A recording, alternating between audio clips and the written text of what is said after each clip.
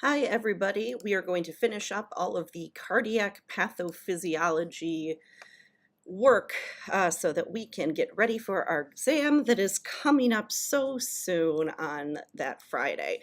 So, the last recording where I was having a hard time speaking, we went up to this slide, which is 53, and says infective endocarditis.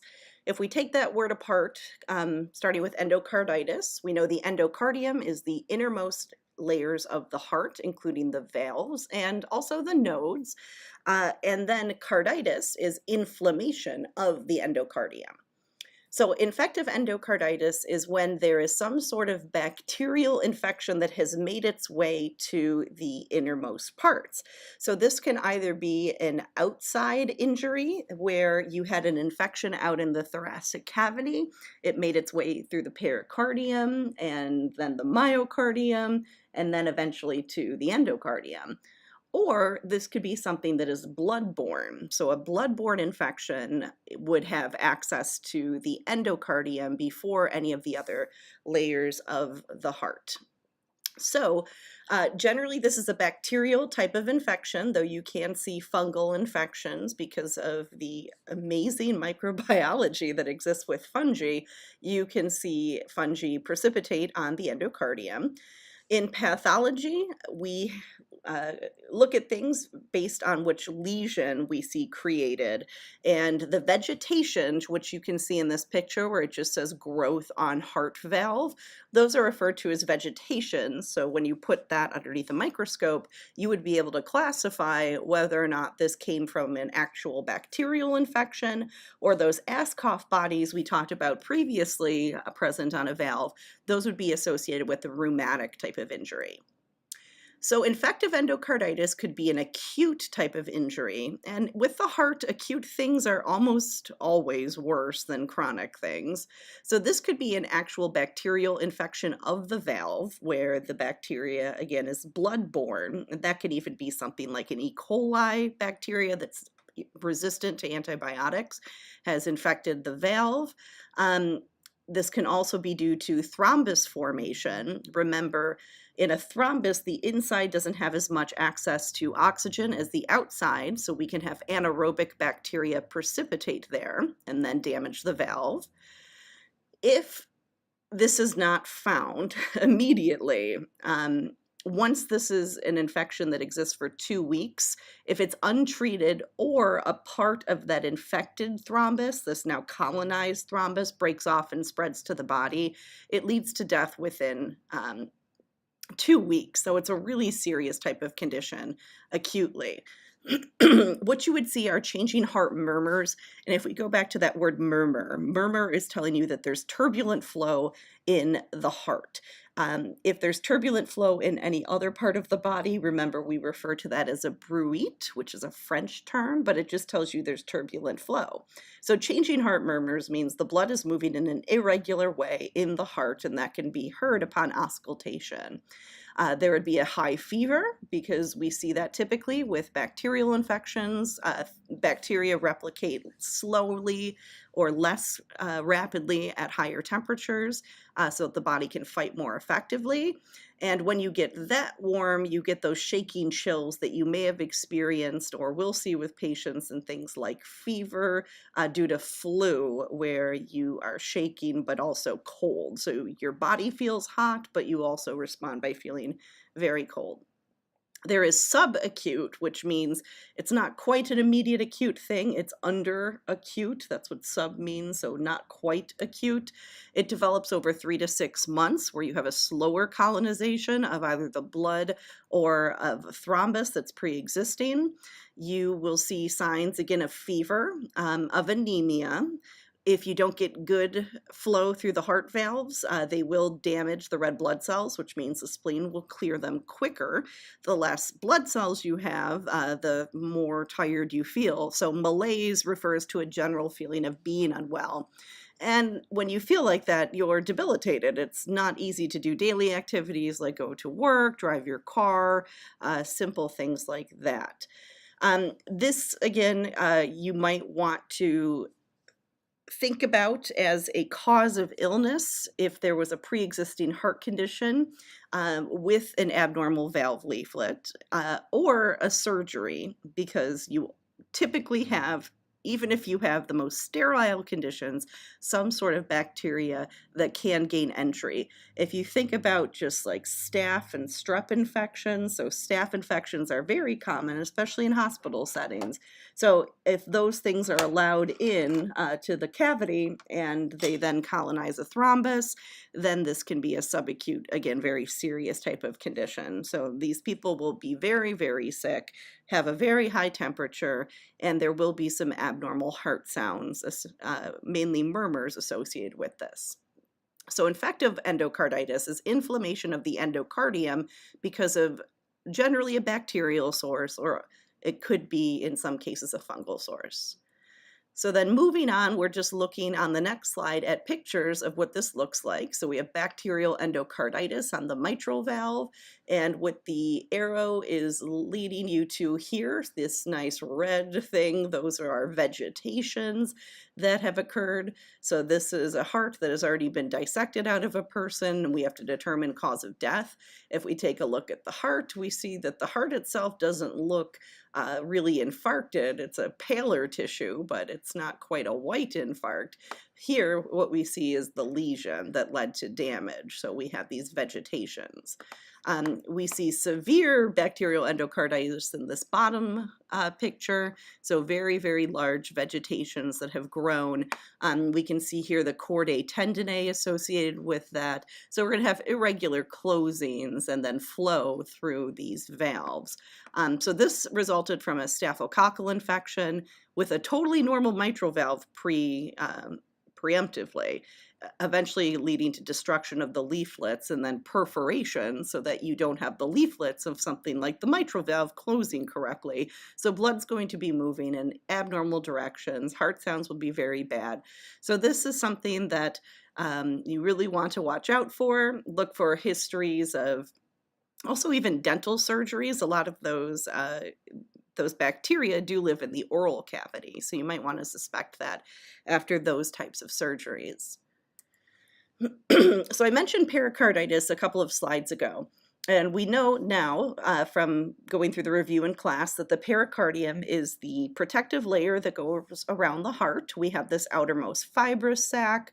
We have a visceral and parietal pericardium on the inside with the parietal space or cavity between them, and pericardial fluid that is separating those things. So pericarditis is generally a sign that something else is going on in the body. So inflammation of the pericardium. So just like things like jaundice, this is a manifestation of another disease. So if we go through these terms on slide 55 that we're on right now, this can present as a couple of different natures of pericarditis, either acute pericarditis that pops up out of nowhere due to some other reason. There's a pericardial effusion, which can include cardiac tamponade, we've mentioned briefly in the past. And then finally, there's constrictive pericarditis, which is also referred to as chronic. And the chronic comes from the calcification that occurs. We know for calcification to occur, we need a long amount of injury. So in this picture, we're just looking at a heart that's associated or that's affected with acute pericarditis. And obviously this has been dissected from a body, and this is taken from a pathology atlas. And you can see this is a pretty abnormal presentation of the heart. You're seeing this fiber or fibrous coating that lies over the parietal pericardium. And it's called a shaggy coat, and that's because of all this fibrous stuff, essentially, this substance which is precipitated there. Because remember, organs are high in tissue factor, so when there is inflammation and damage, you do eventually get the release of tissue factor when there's ischemia. And what you're looking at here with this shiny region and also some of these white regions, that's exudate. So that's fluid formed via inflammation. So that tells you there was some sort of infection that caused an inflammatory response. So it's acute inflammation of the pericardium. It can be caused by so many things. It can be caused by an infection, so just a general infection in the body that, because the pericardium is the outermost layer, if it is subjected to some sort of infection that changes the pH level in the area, it becomes more acidic, and the more you have tissue breakdown, the more tissue factor is released and the more fibrinous exudate you'll see. Uremia is a condition where there is too much uric acid accumulating in the bloodstream. That can be due to kidney failure or kidney trauma. Neoplasm, we've learned all about neoplasia, so a new growth causing different cytokines to be released, and then injury. A myocardial infarction, because there's tissue breakdown. Again, if it was an MI, like let's pretend this little white area here is a little white infarct from a minor heart attack. Well, now that's dead ischemic tissue, and there will be an inflammatory response around here, and all of the associated cytokines will become coming in to police that area, but you'll also have exudate development, which also means that after surgery, where you're introducing bacteria or just trauma into the area, and there's also cases where people fall and they just hit their chest and anything associated with the pericardial area, so that can include the back of the thoracic cavity too, and then the resulting inflammatory and tissue healing response causes the inflammation of the pericardium. So in acute pericarditis, the membranes become inflamed, they become rough, which leads them to look this shaggy type of way, and exudate may develop because that's what forms in inflammation. So the symptoms and signs of acute pericarditis, which are going to let you know when a patient comes in that this is what they are being affected with. The signs, so you'll see a low-grade fever, so something under like 100 or 101, and sinus tachycardia, which means their EKG is going to appear normal, but it's going to be elevated. The diagnostic criteria for acute pericarditis is a friction rub. A friction rub is when you take your stethoscope and you go to look for your lub-dub sound, and instead it sounds like sandpaper is being rubbed in that area. Obviously, that would be unexpected and abnormal, and if that's what you hear, then you are going to send that person in for imaging to try to confirm your differential diagnosis of acute pericarditis. ECG changes, again, it's sinus tachycardia, so you'll see some minute things like ECG changes through the PR segment. You'll see some depression and then ST segment elevation. If you've never seen ST segment elevation, this is another thing that I'm handing out to you in class, because there is a specific type of ST segment elevation that they call the widowmaker, because it resembles a gravestone. Whenever the ST segment becomes elevated, it becomes more and more serious. The symptoms of acute pericarditis are kind of nonspecific, but they're more anatomical than you might initially imagine. So it's chest pain, but it becomes worse with respiratory movements and with lying down. So the lying down is pretty straightforward. You have a high amount of exudate that's accumulated around the heart. So when you lie down, you have more pressure associated with filling the lungs and then rubbing against this inflamed pericardium. With respiratory movements, if we think of the natural shape, so if we look at my mouse here moving, the natural shape of the diaphragm is a bell shape, right? And when it contracts, it moves down so that it's flat. So going from this bell shape to a flat shape means when you inhale and fill the lungs, the diaphragm moves down so that it's flat, and there's a lot of space there in the thoracic cavity, so the heart probably feels fine. But when the exhale occurs, the diaphragm relaxes and goes back to this nice bell shape. That's going to constrict the heart and the fluid in this inflamed pericardium, which is going to irritate it more. So you will have more pain on exhale than you do on inhale. Generally, people feel this in the anterior chest because that is where the bulk of the pericardium is, and that's also where most of the innervation is for pain receptors. We just don't have as many in the back, especially in the middle of the trunk. However, you can have pain that does radiate around to the back, because definitely the mediastinum is not just in the front of your body. It does coexist with the pleura, which line the entire thoracic cavity. It can initially be confused with the pain associated with myocardial infarction. So remember your real life things. So first, remember that if they come in, there's all of these things that you're going to want to check for to make sure it's, a pericarditis and not a heart attack. But anytime you think that there might be a myocardial infarction, remember, give nitroglycerin. If the symptoms are relieved, it's not a heart attack. If the symptoms are not relieved with rest and nitroglycerin, then it might be a heart attack. So you treat them for a heart attack. You call 911 and you take it really seriously. I've mentioned in this class and many others that dysphagia, or difficulty swallowing or drooling or dribbling, is not normal. It is never good. There's about 20 things that can be associated with it or that it's an early sign of, and none of them are good. So anytime you have a patient with difficulty swallowing, you always want to get that checked out.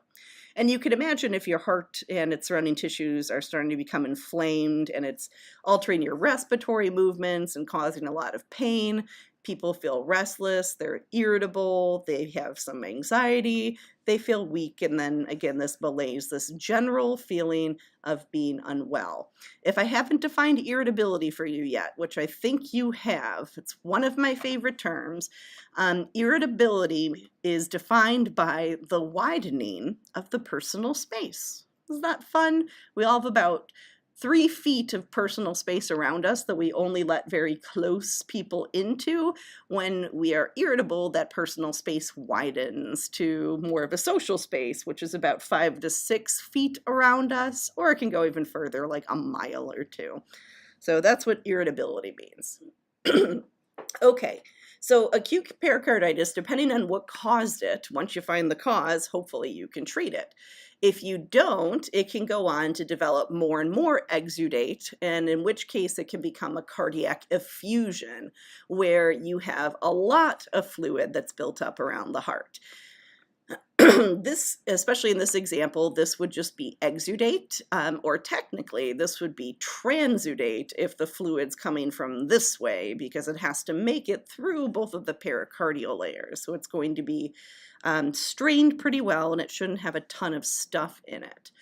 So this is the accumulation. It could be transudate, it can be exudate, depending on which direction this came from, inside or outside, or it could be blood. If a coronary artery, like let's say one in here, burst, you're going to be bleeding into the pericardial space, and that's going to cause the same type of fluid buildup.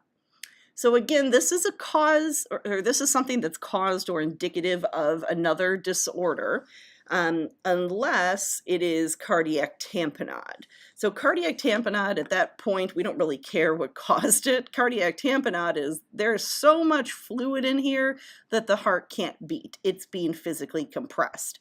Cardiac tamponade is its own thing. We don't even worry about the, etiology of it at this point in time. You have to aspirate the fluid to allow the heart to beat. Otherwise, the heart is going to fail. However, it's usually just a sign that something else has happened. When you image this, so now we're on to the next slide, clinical manifestations. In acute pericarditis, you don't see a ton on imaging, but what you see is fluid, and the fluid in a sonogram is always black.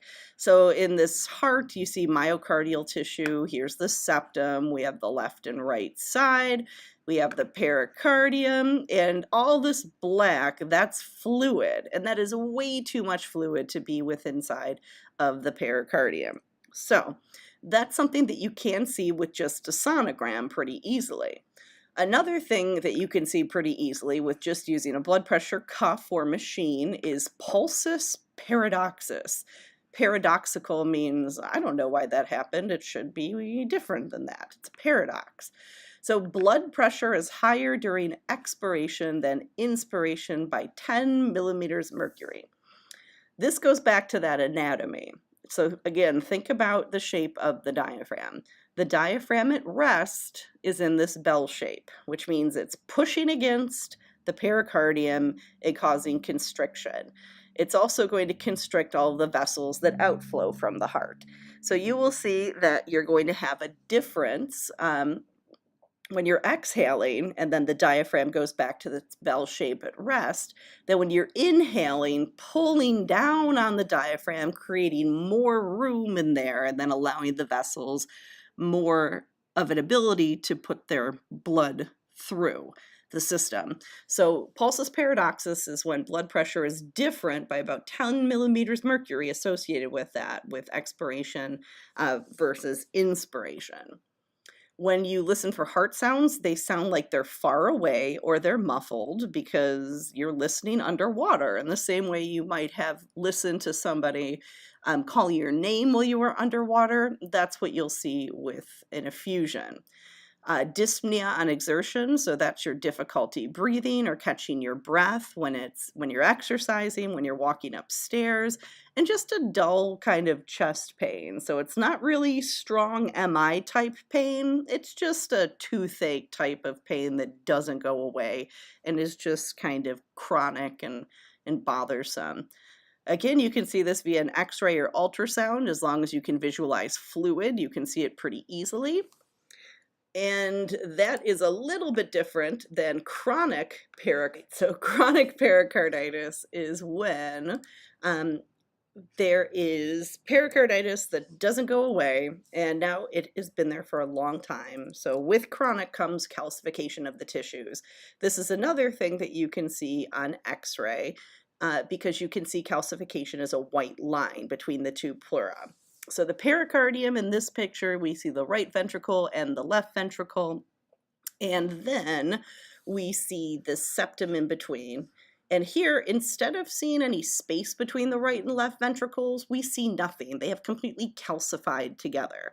That is going to make the heart sac very, very rigid. It's going to compress the heart to make it very difficult for it to beat. And this adherence of the two layers together really compresses the heart and lowers cardiac output. That will stenose the veins entering the atria, so there's less preload, and less preload means that the heart can't beat as strongly, and it couldn't beat as strongly anyway because it's covered in this great calcified sac. So chronic pericarditis always is going to happen gradually because you have to have a lot of damage to actually get to this calcification state. And finally, of the inflammatory disorders, we have myocarditis. Again, we said endocarditis can either be something traveling through the blood and then infecting the valves, and then that spreads outward. Or if it's one of these like uremia, toxemia, or things like that, where first there was an infection out in the thoracic cavity that will spread through the pericardium and then eventually get to the myocardium, and then you'll get the endocardium last. So this can be inward or outward depending on the cause.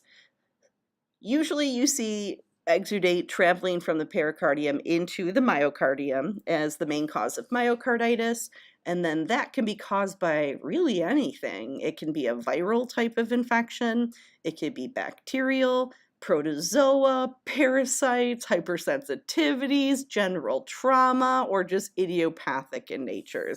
So it's just the inflammation of the heart muscle. So that's something that's kind of bizarre, but it does happen. There will be pericardial pain, feeling weak and tired and unwell. There'll be tachycardia. The AV valve is not going to work correctly, so you will see some alterations to the heart rhythm. And generally this goes away on its own. It's not as serious as endocarditis. It would just be like having rhabdomyolysitis, so your muscles are just really inflamed. When you have breakdown of large amounts of the muscle like that, you can overtax the kidneys, but yeah, it's a pretty weird disorder. But if you get your pericardial infections right away, then hopefully your patients don't ever have to go on to this.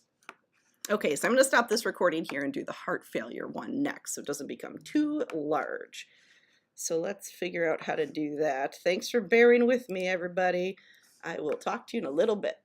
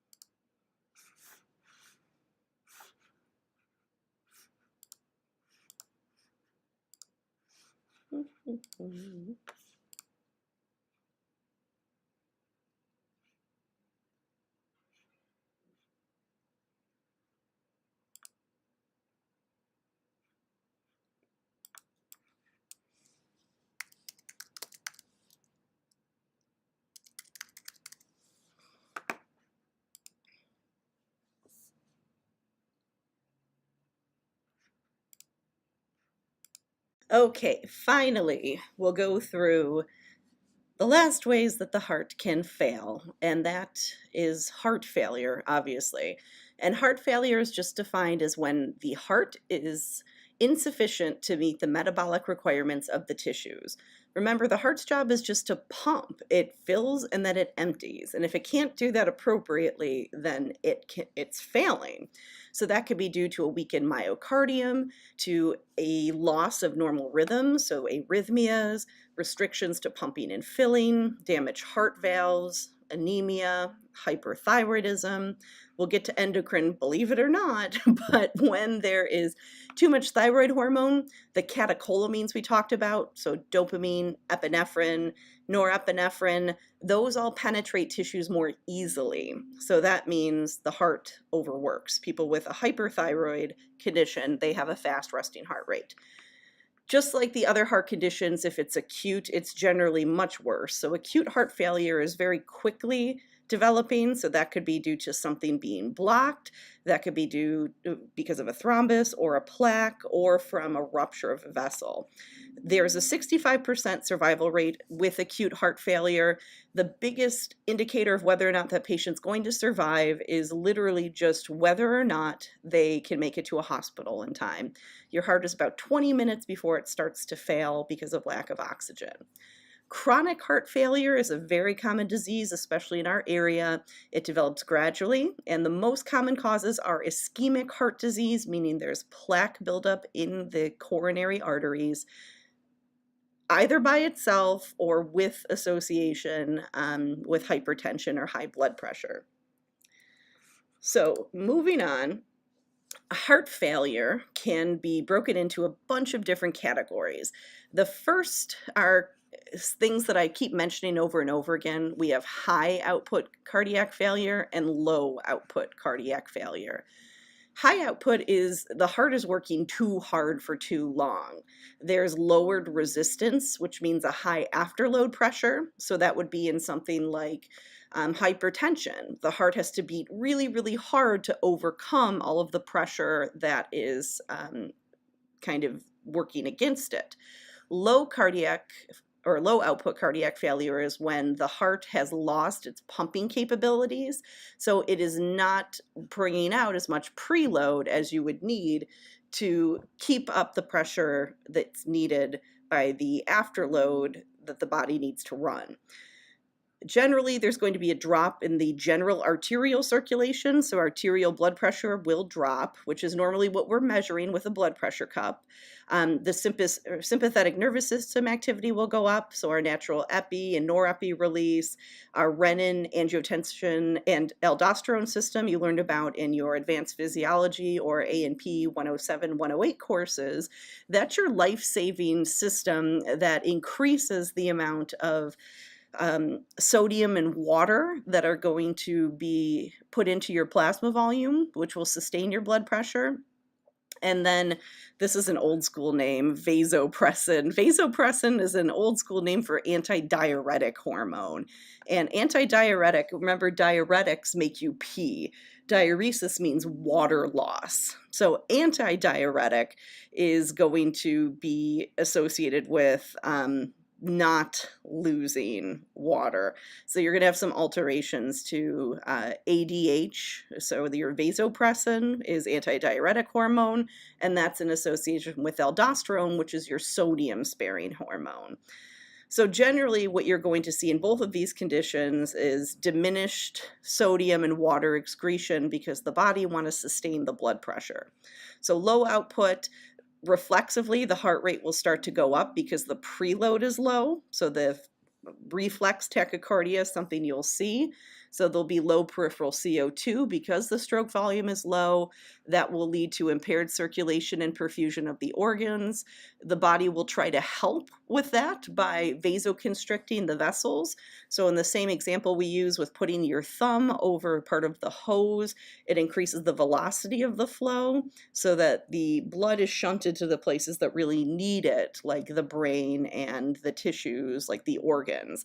However, it's going to be shunted away from the extremities, which can live without it, so they will appear cold and pale. High output, yeah, very high demand on the heart due to hypertension or even cases like anemia. And when the heart beats too hard for too long, it will become a failing heart rate. The peripheral CO2 is very high because there's a lot of blood moving through the body, which means there's a lot of CO2 being generated. And because the heart rate is so high, you will see red and flushed extremities in an attempt to vasodilate the vessels in the extremities and then lose some of that heat. Heart failure can also be broken up into left-sided versus right-sided. We've already learned that left-sided is more common because the ventricles have more to do in general on the left side. They have to beat all the way out to the systemic circulation.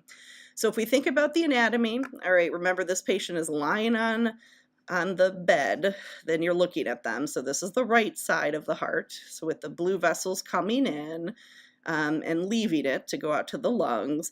And then the right side of the heart is going to be sending blood out through the aorta. So the left side's the systemic circuit, but it also backs up to the right side of the heart.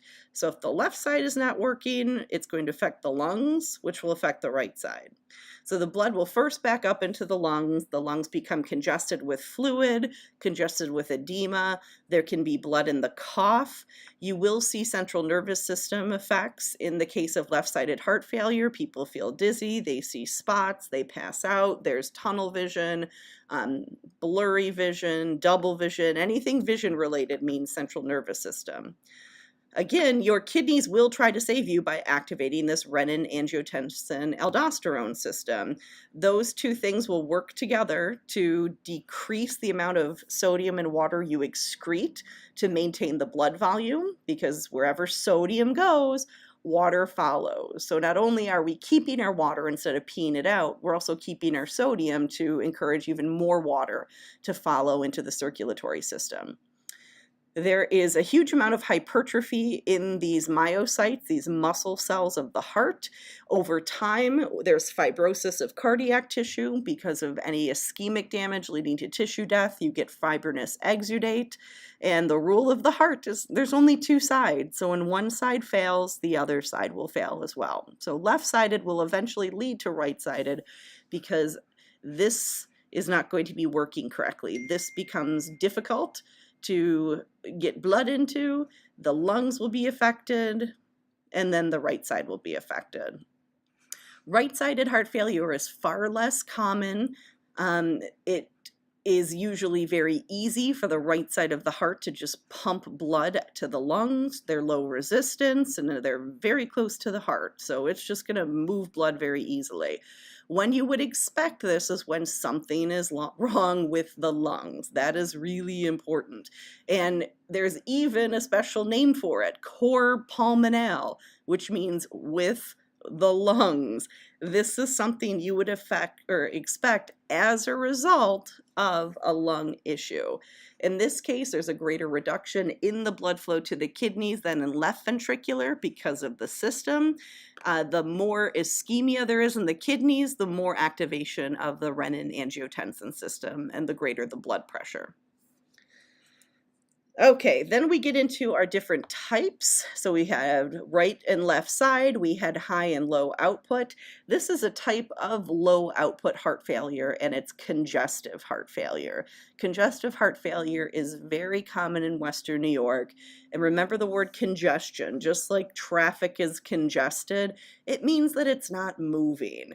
So this is a direct effect of a low preload. When there is something that reduces the pumping capacity or increases the afterload out in the body. So afterload would be a hypertensive change. Or if there was an MI or some sort of mechanical damage to the heart loses its Frank-Starling curve. It gets shifted, it has a much lower preload, and then what you have is a low preload equals a low afterload. The body needs to sustain the pressure in the system so that it stays alive.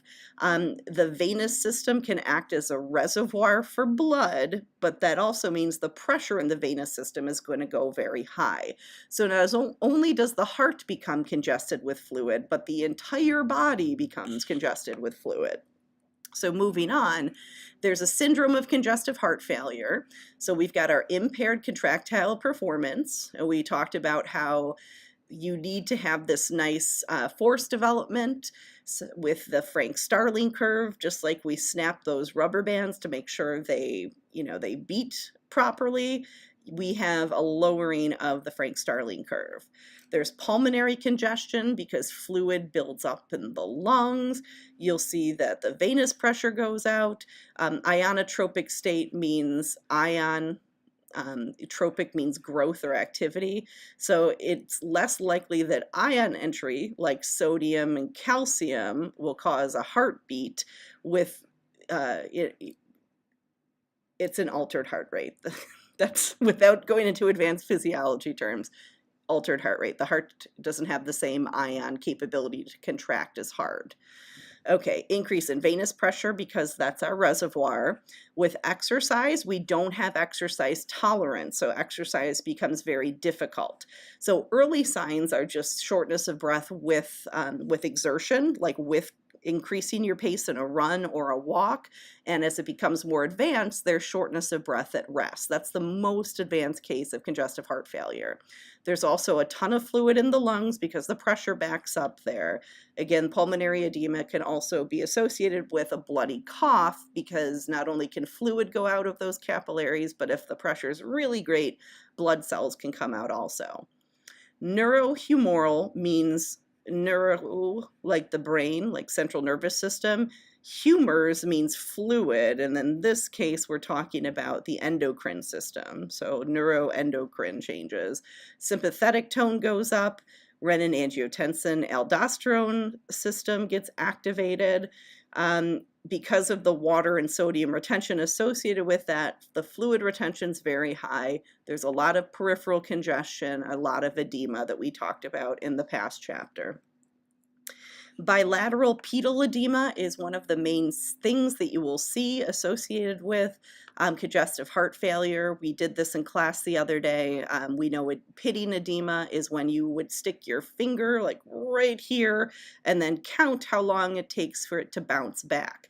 So this person was wearing shoes or socks. We can see the impression there of the shoe or sock that they were wearing.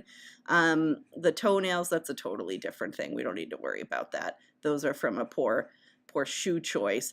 I'm not talking about fashion. I'm talking about these were too tight and they caused some toenail hypertrophy, which is why they're thick and yellow. So if we put our finger in here, we would see this is pitting edema, maybe 0.25 or 0.3 pitting edema. Bilateral means both sides on the feet edema. We also call this peripheral edema because it means the fluid's going everywhere in the body, not just the abdominal cavity or the thoracic cavity. But we also know that gravity predicts that most of that fluid's going to accumulate down in the bottom of the body.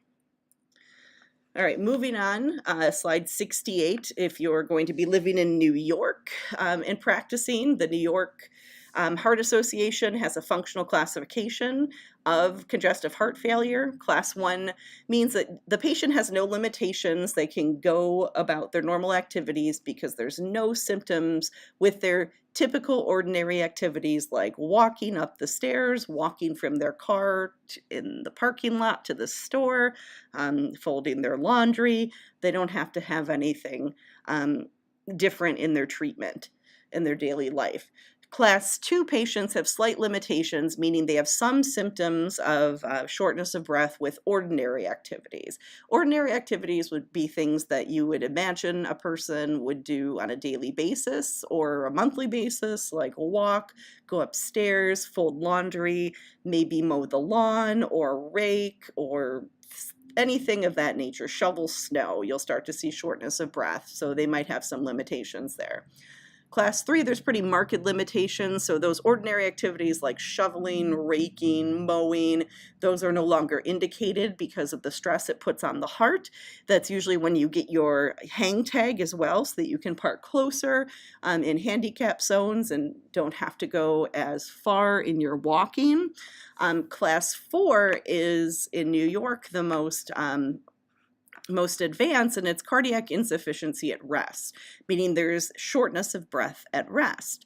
In that case, that means you might see some supplemented oxygen in those cases, as well as drugs that are going to lower the pumping capabilities of the heart, things like beta blockers we've talked about to lower the resting heart rate and try to prolong the life of the heart and then thus the patient.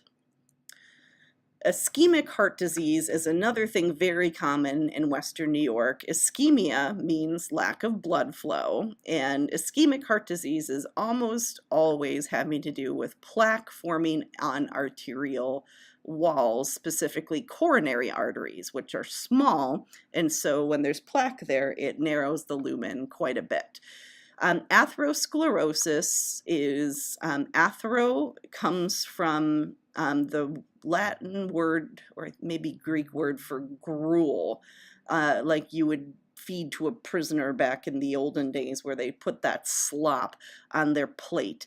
There's some great videos of, I'll put one on the Canvas site, of squeezing the gruel out of these arteries and seeing what that looks like. So coronary artery disease is these plaque depositions on the coronary arteries, the arteries of the heart.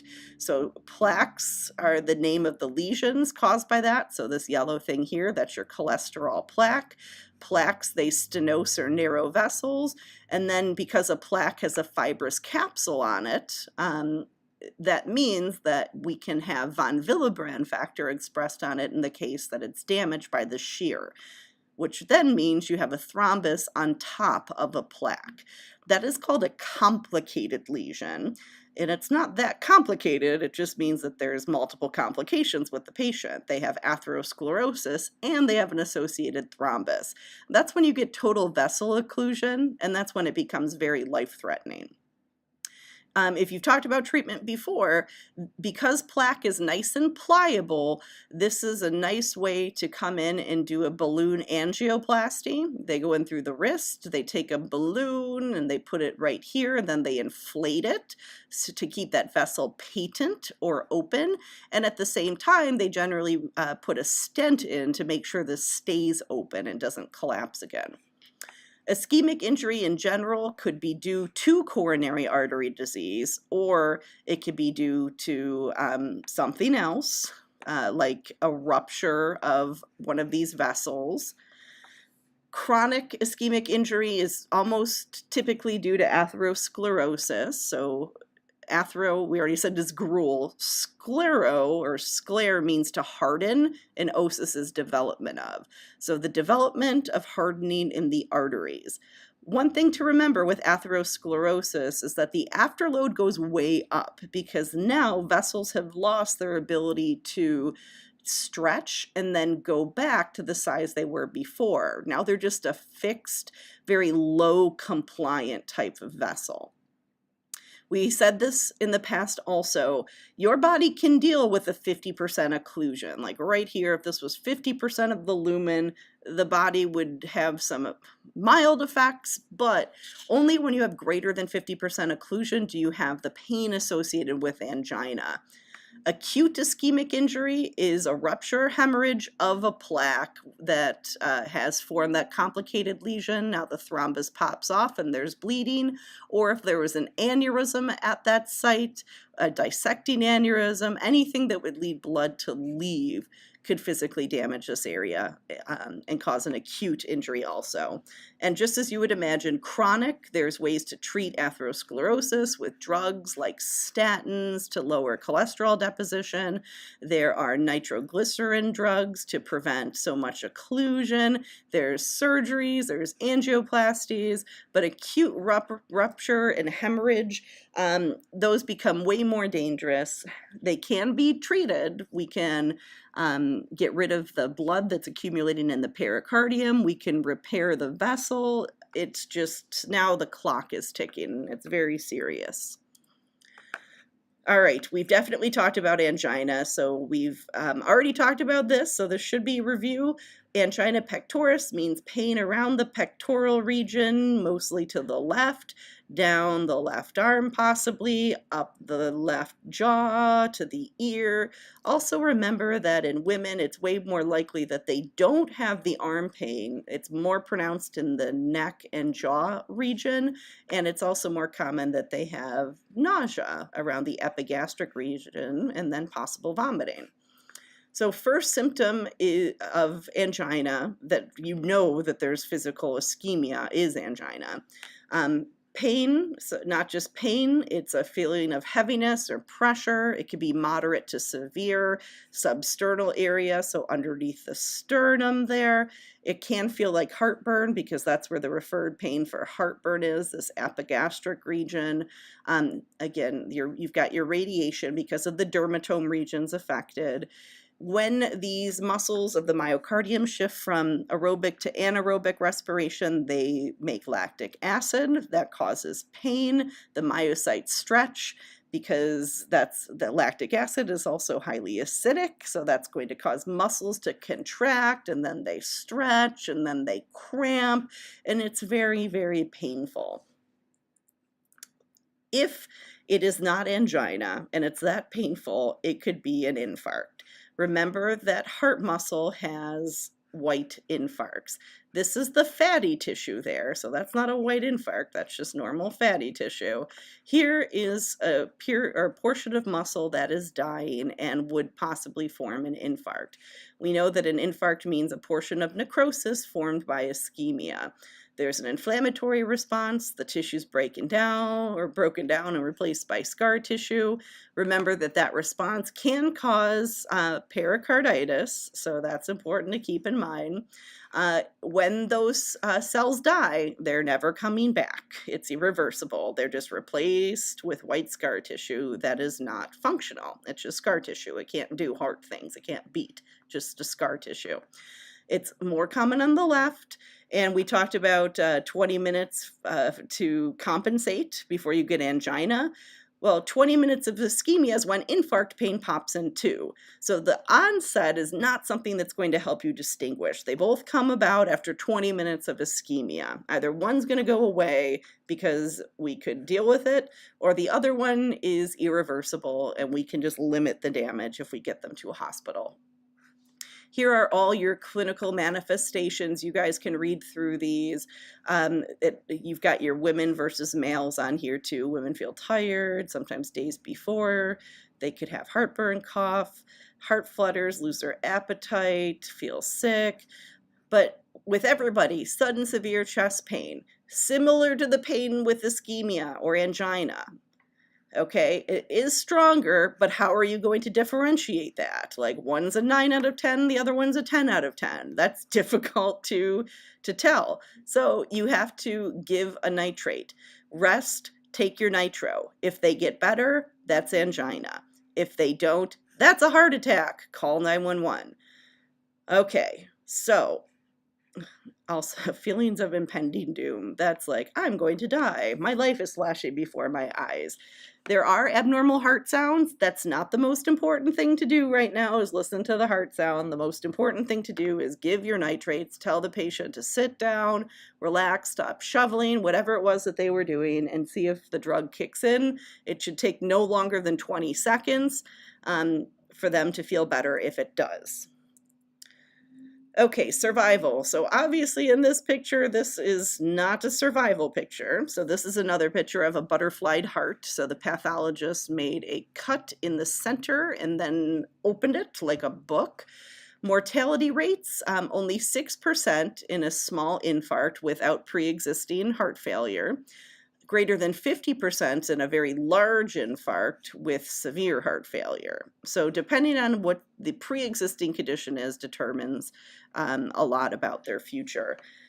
The biggest thing, though, we said, is how close you are to a hospital. Deauville is a perfect place to have a heart attack. There's a ton of people here that know what they're doing, and we're also right by the hospital, we're right by Gates Vascular, we're by a lot of places. So 90% of hospitalized patients survive.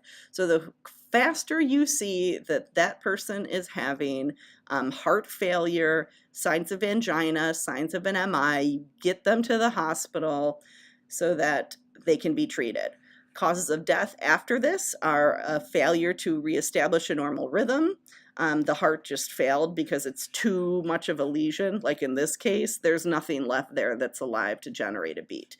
Or if there was a rupture of a lesion, like a hemorrhage with filling up of the pericardium with blood. And in that case, the tamponade would restrict the filling and then pumping of the heart. How can you tell that somebody had a heart attack or verify your diagnosis or your suspicions? There are blood tests. They're all written out for you there. The two ones that are pretty common and used specifically for the heart almost always, and they're pretty cheap now regularly, are troponin I and T. Those are specific to heart tissue and they're released by damaged myocytes.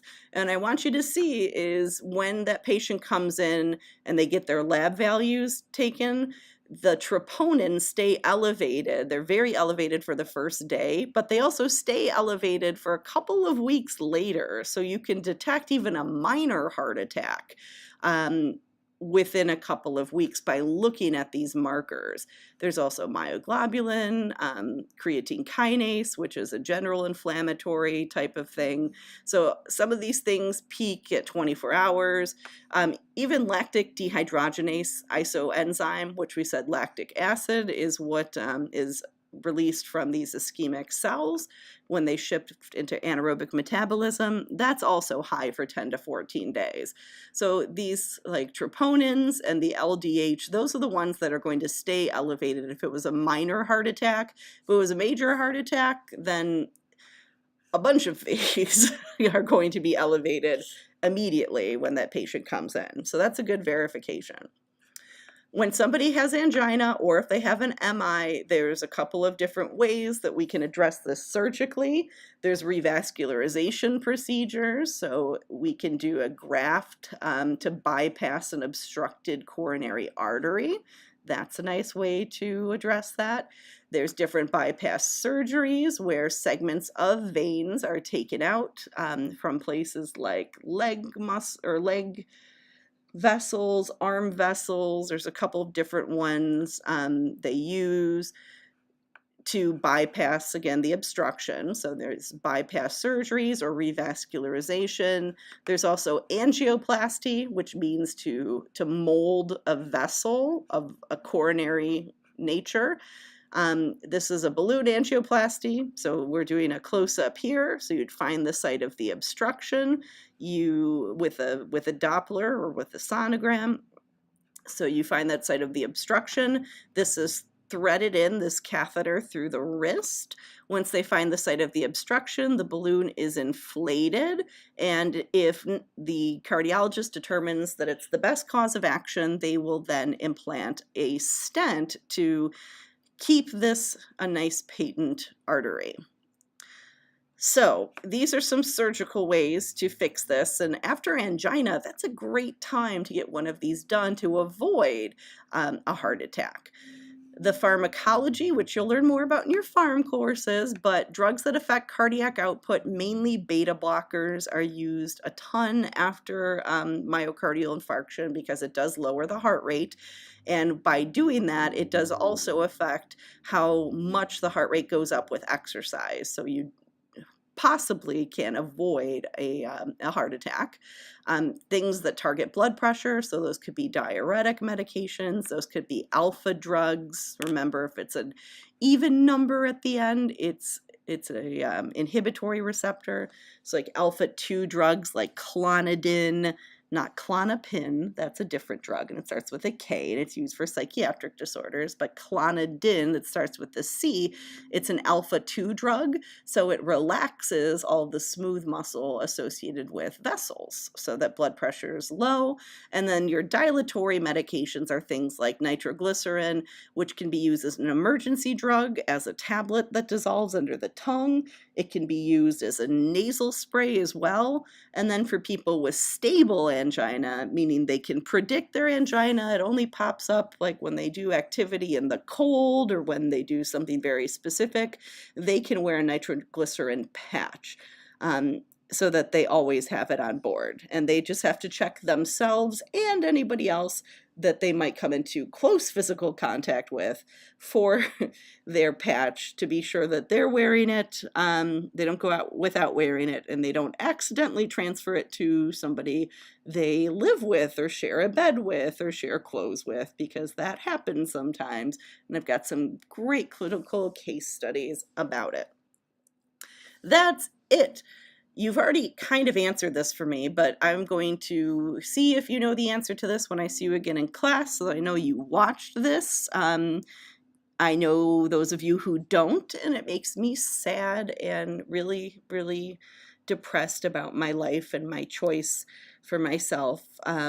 So either I'm going to crawl underneath my desk in the fetal position and sob for the rest of the day on Wednesday because you can't answer this, or I'll be filled with pride and a slight lack of general self-loathing. So think of me and be able to answer this. Thank y'all. I had a great time in Atlanta. I had grits and biscuits for the first time since I lived in the South so many years ago, and it made me really happy. So I hope you had a great holiday, a nice Veterans Day, a nice long weekend. Thank everybody that you know who served.